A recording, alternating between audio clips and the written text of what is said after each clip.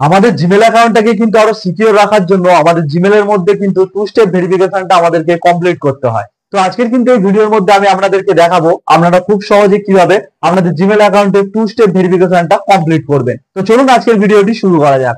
তো এর জন্য কিন্তু সবার প্রথমে আপনাদের মোবাইলের জিমেল অ্যাকাউন্টটাকে ওপেন করে নিতে হবে।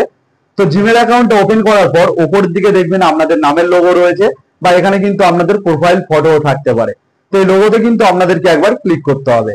তো এখানে ক্লিক করলে এখানে একটি আপনারা অপশন পেয়ে যাবেন ম্যানেজ ইওর গুগল অ্যাকাউন্ট বলে। তো এখানে কিন্তু আপনাদেরকে একবার ক্লিক করতে হবে। তো এখানে ক্লিক করলে লোডিং হয়ে কিন্তু আপনাদের সামনে এরকম অনেকগুলো অপশন চলে আসবে। এখান থেকে আপনারা যদি একটু স্ক্রল করে নিচের দিকে আসেন, এখানে একটি অপশন পেয়ে যাবেন সিকিউরিটি অ্যান্ড সাইন ইন বলে।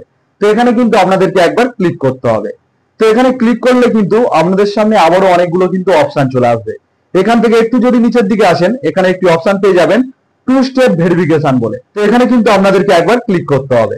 তো এখানে ক্লিক করার পর লোডিং হবে। একটু লোডিং হওয়ার পর আপনাদের মোবাইল স্ক্রিনের যে লকটি রয়েছে সেই লকটি কিন্তু এখানে দিতে হবে। তো আবারও কিন্তু লোডিং হয়ে আপনাদের সামনে কিন্তু এরকম একটি অপশন চলে আসবে। তো উপরের দিকে দেখুন রয়েছে অ্যাড ফোন নাম্বার বলে। তো প্রথমে কি করতে হবে, এখান থেকে আপনাদের মোবাইল নাম্বারটা অ্যাড করতে হবে। তো এখানে কিন্তু আমি একবার ক্লিক করলাম।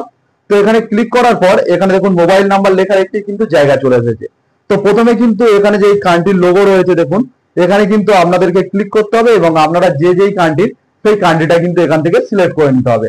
তো আমি যেহেতু ইন্ডিয়া থেকে, তো আমি এখান থেকে ইন্ডিয়া সিলেক্ট করে নিচ্ছি। এখান থেকে সিলেক্ট করে নিলাম। এরপর কিন্তু আপনাদের যে মোবাইল নাম্বার, একটা সচল মোবাইল নাম্বার যেটাতে ওটিপি আসবে, বা যেই মোবাইল নাম্বারটা আপনারা ব্যবহার করছেন সেই মোবাইল নাম্বারটা কিন্তু আপনাদেরকে এখানে দিয়ে দিতে হবে। তো আমি একটা মোবাইল নাম্বার এখানে দিয়ে দিচ্ছি। তো মোবাইল নাম্বারটা দেওয়ার পর এখান থেকে কিন্তু আপনাদের এই নেক্সট বলে যেটা লেখা রয়েছে, এই নেক্সটে কিন্তু আপনাদেরকে একবার ক্লিক করতে হবে।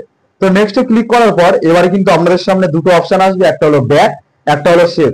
তো এখান থেকে আমি ডিরেক্টলি সেভে কিন্তু ক্লিক করে দেবো।